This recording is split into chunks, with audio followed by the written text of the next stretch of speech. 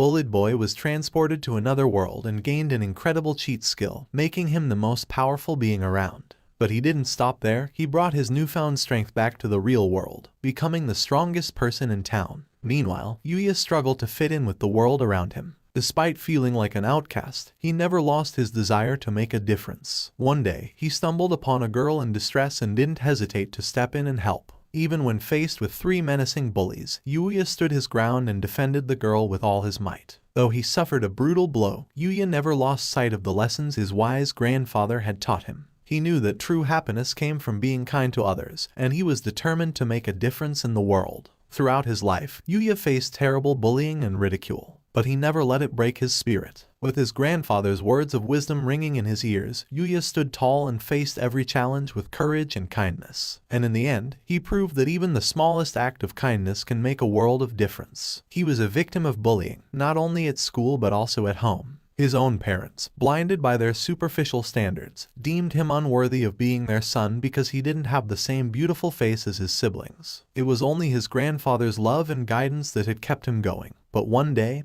his sunlight turned into a dark, rainy day. His grandfather passed away, leaving him truly alone in this world. Knowing the fate that awaited him if he returned to his parents' house, his grandfather left him with the house and his savings. But his parents, consumed by greed, wanted to take it all. However, since it was prepared by the grandfather, they simply disowned him, leaving their own son living alone and being forced to work part-time to survive. The following day, as Yuya attended his school graduation, he found himself facing his bullies once again. They had scrawled cruel insults all over his notebook. Desperate to escape, Yuya tried to flee, but the bullies chased him down and knocked him to the ground. He pleaded with them to stop, explaining that he needed to get to his part-time job. But the bullies only laughed, hurling more insults and beatings. Yuya's life was a never-ending cycle of pain and suffering. He had lost the only person who had ever truly loved him, and now he was being tormented by those who saw him as nothing more than a punching bag. Yuya finally got it to work after a tortuous afternoon, but after being fired for being late, Yuya felt discouraged and went home. All he could afford for dinner because he had so little money was instant noodles. He made an effort to continue living and to be strong. But he understood it was impossible as he turned to face himself in the mirror. Graduating was supposed to change everything, yet nothing appeared to have changed. Yuya struck the mirror's reflection out of frustration and sorrow, breaking it. He attacked the wall out of sheer insanity, and to his amazement, the wall moved, revealing a hidden entrance leading to a hidden room. Yuya wasn't sure if his grandfather was aware of this chamber, but when he noticed mementos from his grandfather's international travels, his interest was aroused, and he found another strange door inside the room. When he opened it, he found what appeared to be a mountain hut. As he ventured inside, a status window popped up before his eyes. Confused, he assumed he had entered another world. To be sure, he went back to the first room. As he was checking the door, another status window, displaying the appraisal skill appeared. A number of other windows then appeared, showing menu options, currency conversion, transfer restrictions, and other information. While still bewildered, Yuya was able to understand the fundamentals. To his amazement, the final window revealed his condition. He discovered that he could assign points and use an item box to store items after reading more about stats windows, but the most crucial information he needed to learn was his location. To do this, he opened a window in the room and peered outside because all of his stats were flat. At one point, Yuya will ultimately see that he was in the middle of a verdant forest in a completely different world. He saw a letter laying on the table as his eyes scanned the surface, and tried to read it but was unable to make out the writing. The next person to find the house would automatically acquire it and everything in it when the system provided him a skill that allowed him to read the strange wording written in the letter by the house's former owner, who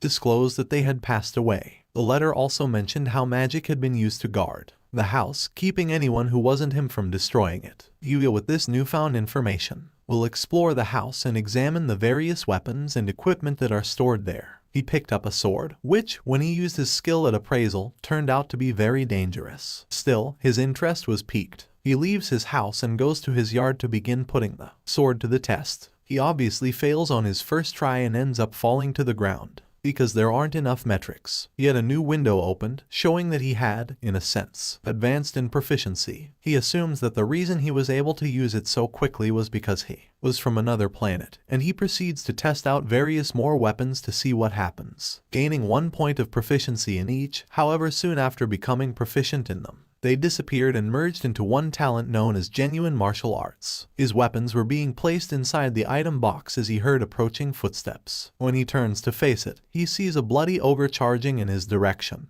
eager to feast on his blood. Thankfully, the magic guarding the home created a wall that prevented the ogre from entering. Undeterred, the ogre continued its frantic attack in an effort to breach the defense. The monster's statistics could be viewed, and they showed that it was level 300. A strong adversary. The ogre couldn't get through the barrier, so he tore a tree out of the ground and threw it at it. Yu wondered if he should try to throw his spear at the monster in a desperate attempt to save himself, and once again, the barrier saves him. When he looked up to see the outcome, he was stunned by the sight before him. There is blood flying all over the place, and the monster has a huge hole in its chest. He had positioned himself as well as he could, while summoning every ounce of strength in his body to launch the spear at the terrifying creature. Yu fell to his knees, stunned by what he had just accomplished as he stared at his hands. He raises his head once more, and the monster is gone. A status pane revealed that he had reached level 100 and had amassed 1,000 points in each of his stats at that very moment. As he approaches the area,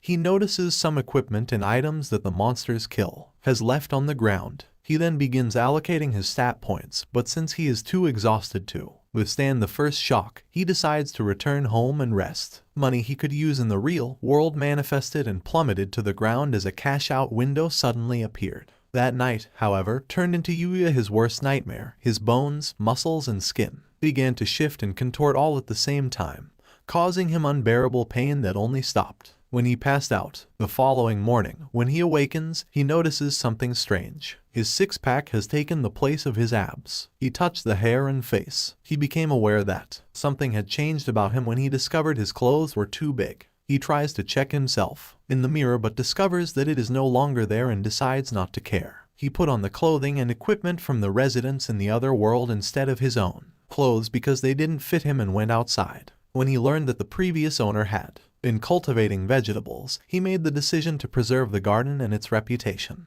The barrier suddenly begins to be attacked by more level 200 creatures, but Yuya is less agitated than before. He pulls out his spear and dispatches the monster with ease. The beast drops. There are some typical goods, but this time he truly struck it lucky. He received a rare drop accessory, so he immediately put the new necklace on. His stats all hit at least 2,000 points each, and his level rose to 150. He turns around and returns home, deciding to utilize the extra cash to get a new outfit for his forthcoming high school entrance. However, until that time, you will see a man who has taken care of his home in the new world, using his homegrown vegetables for meals that help him achieve better grades. He begins to happily savor his new days while remembering how depressed he was to enroll in high school after being bullied for so long. He overcame it, though, and grew more intrigued by this strange new universe. He would practice and enhance his martial arts skills there. He was consuming some unusual yet delicious drips left over from the earlier creatures. He was at last living a contented life. Monsters will, of course, not leave him alone. Just like this elite goblin, he stores all the drops in his box and is ready for his new school. The next day, Yu finally gets to join his new high school without realizing that people are all looking at him, talking about on good looking. He is in his new classroom. His former bullies approached him. He starts trembling in fear, and they ask him who is he. He reveals that he's the ugly kid who they used to bully, but everyone reacts shocked. Nobody can believe the transformation. After class, you rush to the bathroom to finally see his reflection. When he looked in the mirror, he screamed in disbelief at the handsome face staring back at him. Now everyone at his school is envious of him, but there is one person who still supports him. Yuya confirms that he is the same chubby guy as before, to which the other girl is surprised. He seems to have lost a lot of weight since the last time they saw each other. Here she remembers that he previously saved her from thugs, but asks how he knows his name. She tells him that although it sounds a bit disrespectful, she was investigating him to thank him, and invited him to study together at Osai Academy, which is a famous elite academy. The cute girl name is Kaori. Subscribe guys to see more cute girl as this one. Kaori is a member of the Osai Academy Student Council, and her father is the president of the Academy Council. When she heard that he saved her daughter from some thugs, he decided to invite him to the academy. He thanks her for the offer, but says that he has no talent to attend that prestigious academy. Then, his brother and sister ask him if they would let them take his place, as they claim to be better students than him. But quickly, Kaori rejects them. She is only beholden to Yuya. Do they think she would let in the people who bully her? She already knows all the bad things they've done to him. The siblings fall to the ground in defeat. Kaori tells Yuya that in her academy she values personality more than academic level, so he will have no problems there. For her to have no doubts, she suggests showing him the academy facilities. They will contact his high school if he intends to leave. But he doesn't know what to tell her, so Kaori takes his hand and they quickly go to the limousine. Imagine that. She used reverse Riz on the guy, while his siblings promise to take revenge. Arriving at Osai Academy, Yuya tells that this academy is quite famous. Several of its students excel in some discipline. It is said that if you study here your future is assured. It is an elite high school. He never thought he would have contact with such a place. Kaori's father, who is the chairman of the board of this academy, greets Kaori inside the administration building. His daughter has told him a lot about him and thanks him for saving her life. Here he is a bit ashamed of his words, saying that it was no big deal, but Kaori tells him that while everyone else stood by and did nothing, he decided to help her, and that's not just anyone's doing.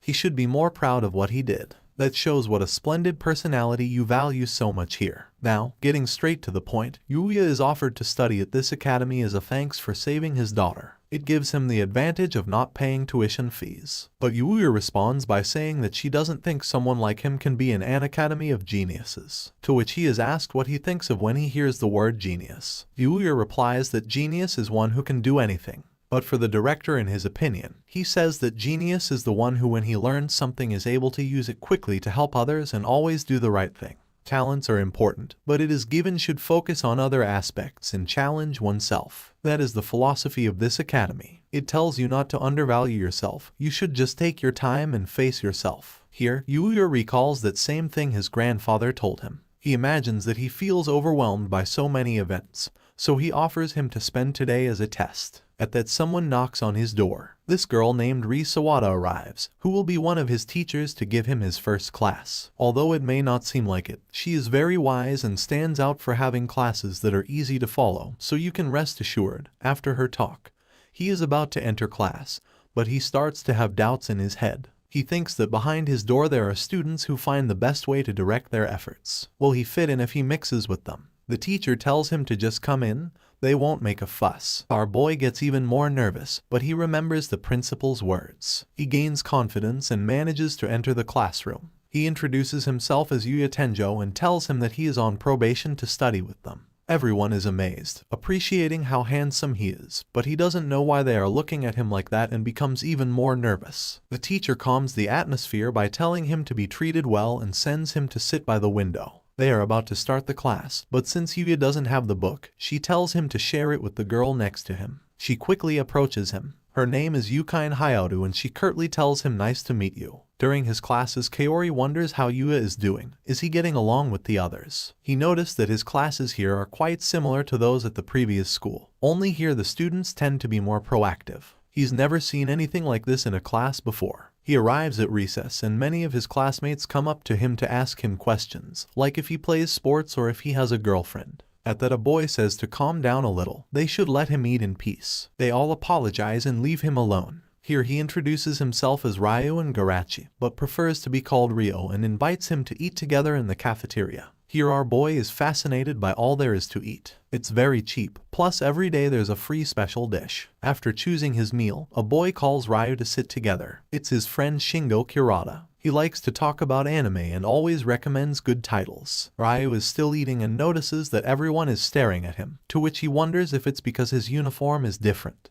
But Shingo explains that it's because of his face and asks if he's in a club at home. He says no and asks them if they are in a club. Ryu jokingly replies that he is in the early going home club. He happens to be good at sports, but since he couldn't decide on any club, he decided to stay alone. On his side, Shingo is in the video game club and shows him his portable console. Yuya is amazed. It's amazing that they let him bring consoles to school, and the three of them play together. At the end of the day, the principal asks Yuya what he thought of the academy. He says it's great, the classes are easy to understand and the place is huge. What struck him the most is that the students have a lot of fun, plus they are happy that everyone treats him as one of their own. Then the director asks him if he will definitely come to the academy, to which Yuya asks him if they really want someone like him. The director repeats that his value is given to him by himself. In his opinion, he is totally worthy of coming to this academy. Yuya stands up thanking him for letting him attend. On his way out, he meets Kaori. She asks him at the end what he decided. He is still not quite sure, but he would indeed love to come back. Kaori is happy and asks him if he has a free moment. They go outside as they tell him that everyone usually walks around this fancy area after school. He asks her if she usually comes here with her friends, to which Kaori replies that she doesn't usually get the chance, as due to her family, work and her father, the others are usually a bit more reserved with her, but with him she feels differently. He doesn't know what to tell her and suggests that she order something from that store. Here, Kaori tells him that this place is famous for its food and she has been dying to try it.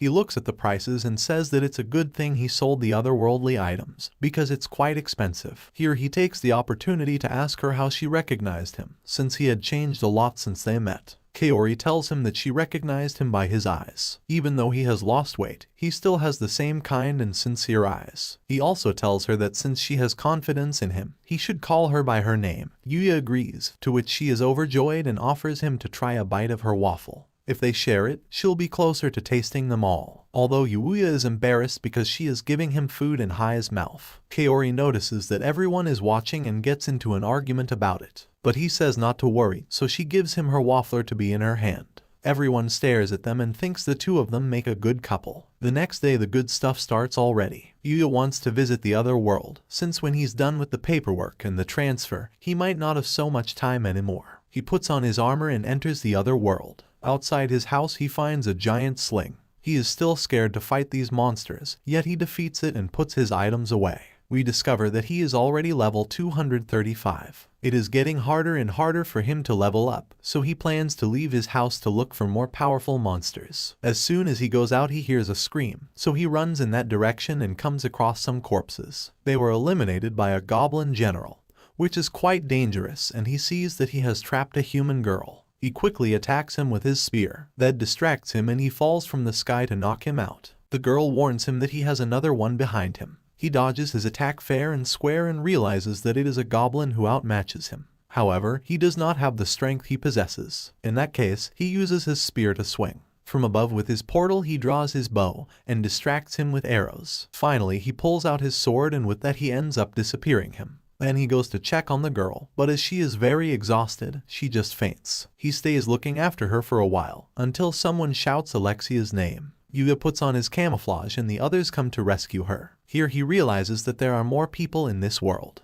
Yuya considers the experience as he returns to his home and wonders if the girl is alright. He does, however, believe that she should be alright because the knights seem to materialize to assist her. He notices his shirt and decides that since he has some money from the other world, he should try buying some new clothes. People gaze at Yuya as he walks around, assuming that he must be a model or actor from what we can tell about him. Although his shirt is cursed to remain spotless, he believes he should purchase some other clothing so that he doesn't always appear the same. A director can be seen ranting at another man in the background. The man is the model's manager, but Sho failed to show up for the photo session. The manager receives a call from Sho informing him that he is on the way. The director, however, becomes irate because Sho isn't respecting the time of the other participants, who are all prepared for the shoot, particularly Miu, their other model who has been waiting all morning. It is hard to take the photos without him because the idea of the project is being a couple. The director mulls over what they should do, and as nobody is ready to begin,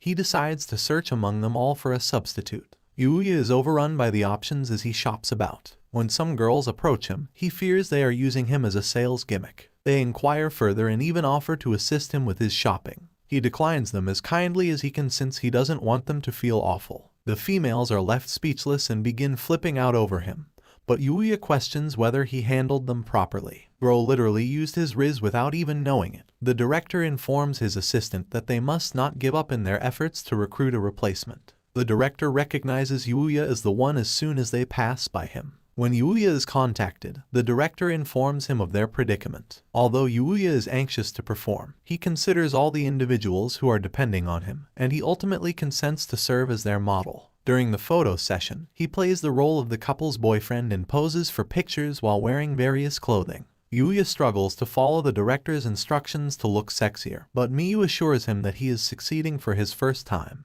and Yuya is seduced by her beauty. She expresses gratitude to him for saving them, but Yuya observes her advancing toward him. The director remarks that Yuya seems a little stiff. They proceed to their next destination, and Yuya is motivated to do his best since he admires Miyu for being such a pro despite the fact that they are of a similar age. But when Miyu grabs hold of him for the following shot and leans too close to him, he becomes alarmed. As she moves in closer after being instructed to do so by the director, Yuya becomes more and more humiliated as onlookers gather to watch them. Princess Lexia is seen in the alternate universe as she considers how she was saved. Her knight wonders where she is heading when she makes the decision to leave. Her knight thinks it's impossible for someone to be living out in that forest, but she claims she is returning there to find the person who saved her. But Lexia insists she was saved by someone, and must thank the person who saved her. They caution her against returning, but she insists that they are all coming this time, making them wonder where she got her impulsive nature from.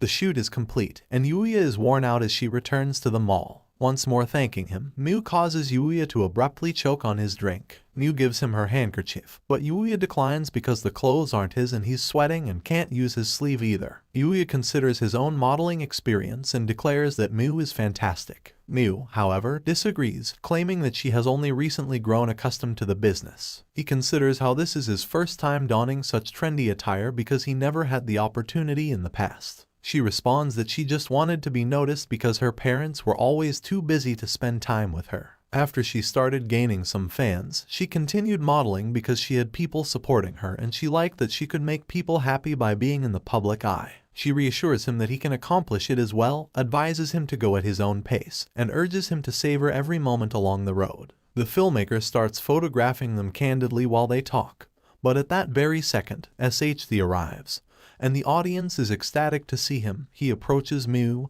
and tells her they may begin their shoot. She is uncomfortable as he pushes her up against the wall in an attempt to ask her out for drinks. Yuya notices this. His interruption causes them to question who he is. Sho tries to hit him with a punch, but Yuya tosses him aside. Everyone is in a state of disbelief as Yuya considers how slowly the punch felt. He fears making a commotion and getting in trouble for beating up such a handsome man, but the audience applauds him and thinks he is so cool. Sho is perplexed as to how he lost despite practicing boxing. He is instructed to depart by the director because everything was captured. Miu thanks Sho for his assistance and reveals that Sho had been following her about and she had been unsure of what to do about it. Sho then flees. However, the director claims that Sho has a history of poor behavior, and as a result, he is unlikely to be hired again. He questions Yuya's enthusiasm in continuing her modeling career. Yuya thanks him for providing him the chance to work with so many experts, but eventually declines their offers since he doesn't think he can execute the job well. The director supports his choice, and they ultimately decided to give him all the wardrobe from the shoot as a token of their appreciation for his assistance because they were unable to compensate him because he is only a novice. The director argues that receiving compensation for one's efforts is only natural, especially in light of the fact that he was the one who saved them, and Yuya decides that having the experience alone is sufficient.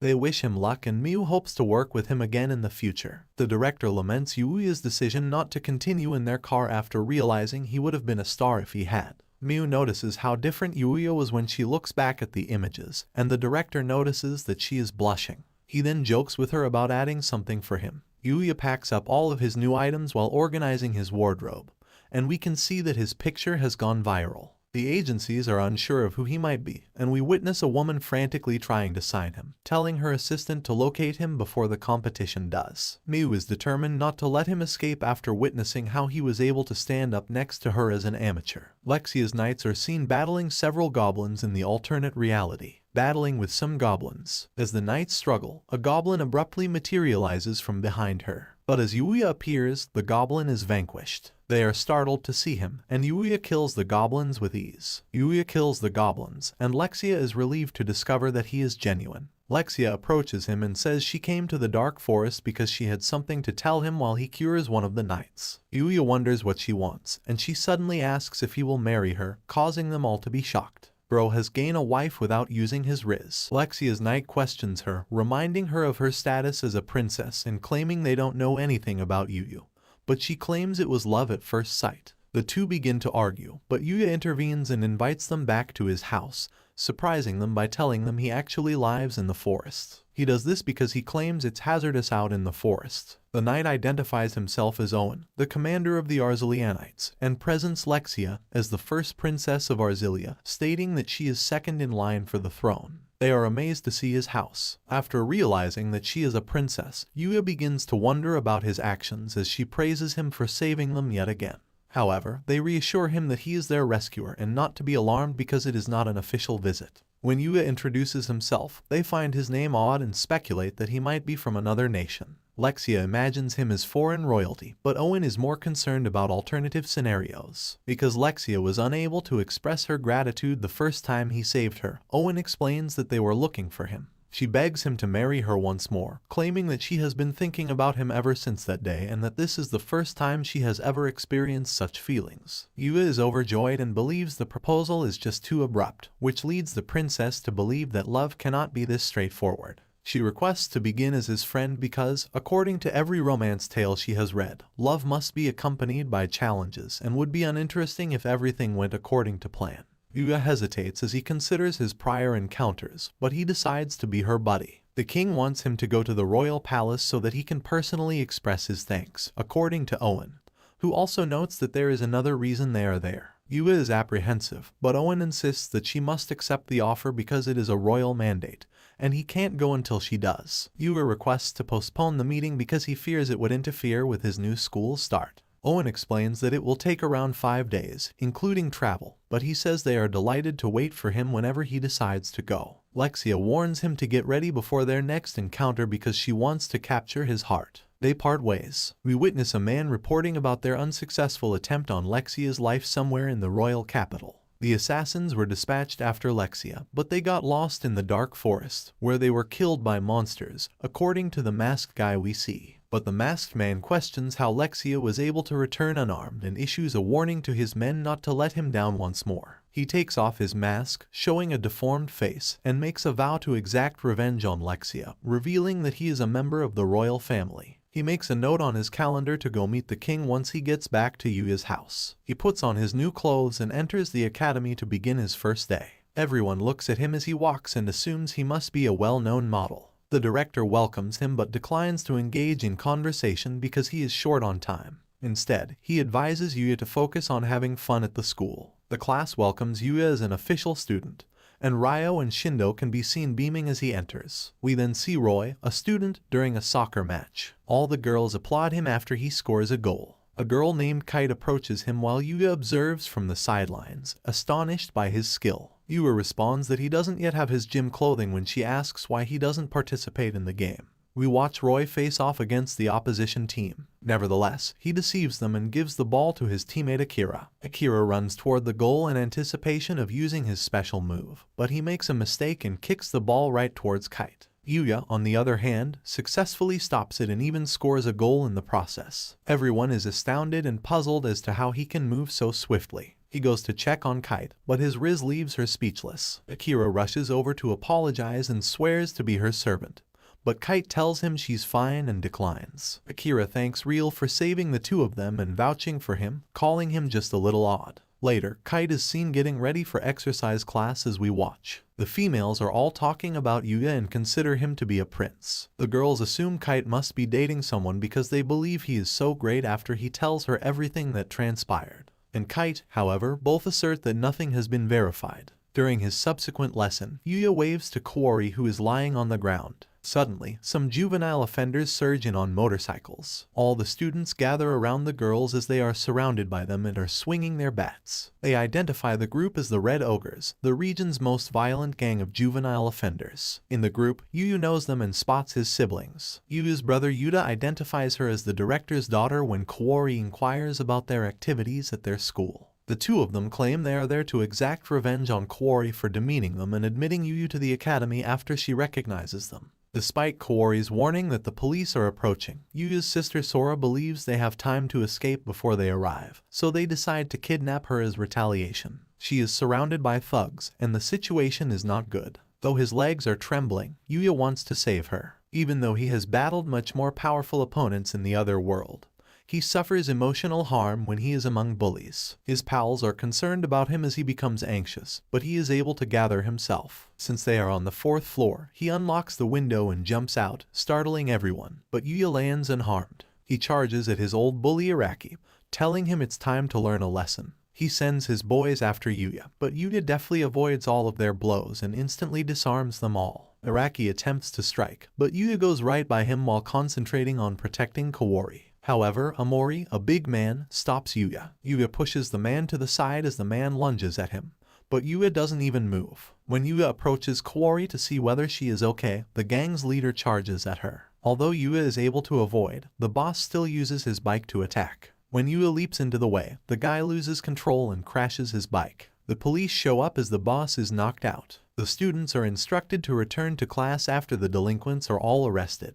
Kaori suddenly falls weak while Yuya checks on her, but she is caught by Yuya and they share a moment. In the meantime, Yuya believes the red ogres were useless, but the boss suddenly chokes him and accuses him of being to blame for their predicament. Sarah cries out for him, but she only ends up being kicked away while Yuya continues to be strangled. However, Yuya intervenes to separate them, for which Yuya expresses gratitude. The boss rushes at him, but Yuya simply looks him in the eye. The students are confused as to what occurred, but after things have calmed down, Yuya asks himself why he saved the student. Yuya responds that even though they had treated him badly, they were still his family, therefore he couldn't abandon them. They apologize for all they've ever done and beg for his pardon after bringing their brother to tears. When his friends arrive, he apologizes for any difficulty he may have caused, but they are all in awe of him and marvel how he managed to leap out the window. Yuya decides to do some exploring in the other world, but is then reminded of a warning from All-In, telling him that the Dark Forest is thought to be the most dangerous area in the lands, with monsters so powerful that they would easily be able to destroy a city. As a result, Yuya wanders around the house that the sage who once lived there owned. He ventures further into the forest in search of tougher beasts to fight when all of a sudden he hears a cry and discovers an orc attacking a puppy. The dog is filled with a dark force, yet it lacks the strength to resist. From a distance, Yuya observes the orc, who is a level 600 orc king with more than 20,000 attack. Yuya stops up trying to save the dog since he believes he has no chance, but the orc keeps pounding it and trampling on its body. Yuya chooses to assist, hoping to simply divert the orc, because he can't bring himself to just leave it and imagines what his grandfather would do. He charges at it but only needs one shot to kill it, and he begins to feel ashamed that it took him so long to summon the bravery, and that it went so smoothly. But as he recalls the ogre he vanquished when he was just level 1,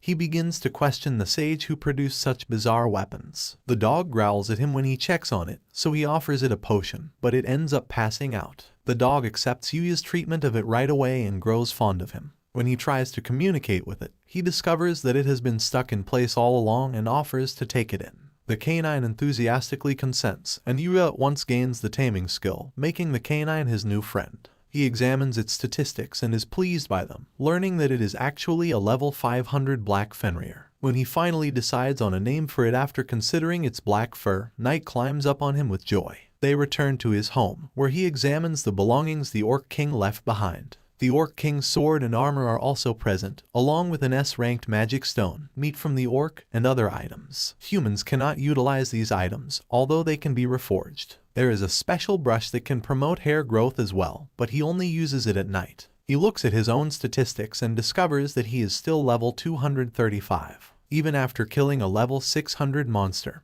he finds it odd that he didn't level up, but he believes he will ultimately figure out the leveling mechanism. He spends the night in his home in the actual world before leaving for school. He discloses that he recently adopted a puppy and inquires with his friends about nearby pet stores. When she hears this, Kaidi is thrilled and asks to see pictures, but Yuya feels uneasy because she is so close. He apologizes, and Yuya responds that he doesn't even have a smartphone.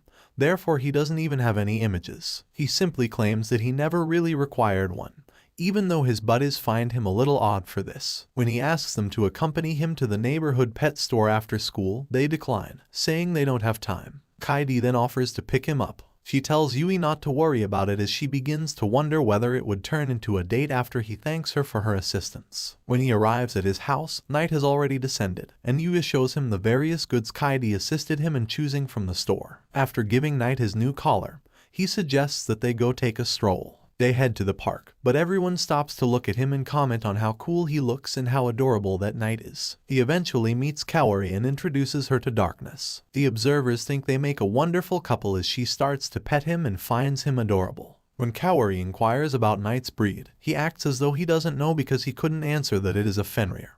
But Kaori can see that he is incredibly intelligent and delighted that Yuya adopted him. When a girl reaches out to Yuya, it is actually the model he worked with, Miyu. It turns out that she commutes to the park to stroll from where she lives in the neighborhood. When Yuya introduces the girls, everyone is astounded to see him with yet another stunning woman. As others start to identify Miyu, he begins to attract even more attention. Miyu decides to leave so as not to make a disturbance, but she looks forward to seeing him again. After she leaves, Kaori wonders if Miyu is his girlfriend. Yuya is shocked and claims that he has only met Miyu once and that she would be too good for him. Kaori disagrees with Yuya's assertion that Miyu is his girlfriend. Suddenly, a woman cries as a man flees with her purse. When Kaori asks what they should do, Yuya instructs Knight to pursue the suspect. When they return to see how the elderly woman is doing, Knight drags the man behind him. Kaori is instructed by Yuya to call the police, but the man escapes and charges at Kaori to stop her. Yuya, however, steps in and quickly disarms and restrains him. Kaori thanks him for saving her again as the crowd applauds and comments on how amazing he is. Yuya leaves to go home as they deliver the man to the police. Yuya keeps going deeper into the shadowy woodland to explore. They deal with numerous monsters while Knight is with them. They encounter another orc king.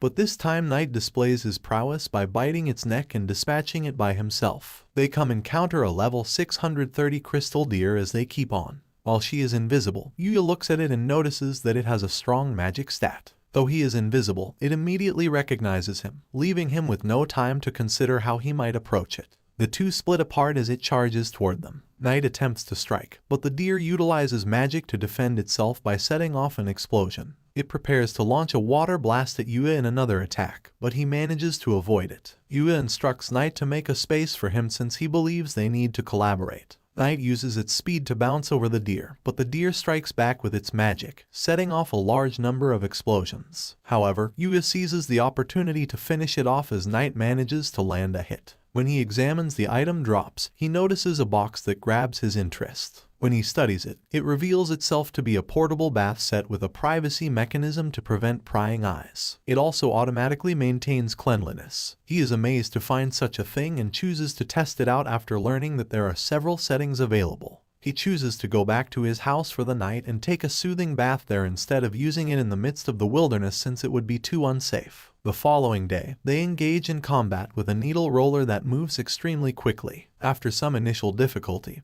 he eventually succeeds in anticipating its motions, dodging its assault, and leading it to become entrapped in a wall before killing it. When he finally achieves level 240, Knight also does so, reaching level 510. They decide to investigate the cave as a wall suddenly fractures where the creature had crashed into it. Yuya searches for adversaries, but no creatures are found. When they enter a larger room, the cave suddenly comes to life. Yuya is surprised to see a body when they search the area, but Knight identifies a book on the ground. It checks it out and finds that it is the book of this generation.